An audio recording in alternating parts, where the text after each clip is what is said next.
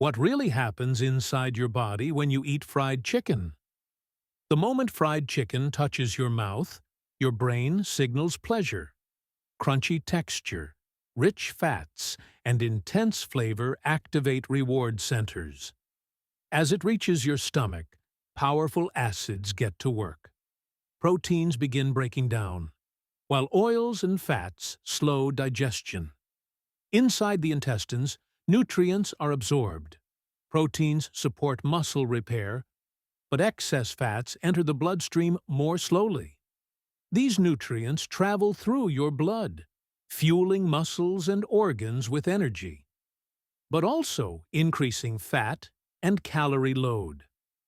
Fried chicken provides protein for muscles, supports brain chemicals, and keeps you feeling full for longer. But too much can irritate the stomach, spike blood sugar, cause sluggishness, and overload your system with oil.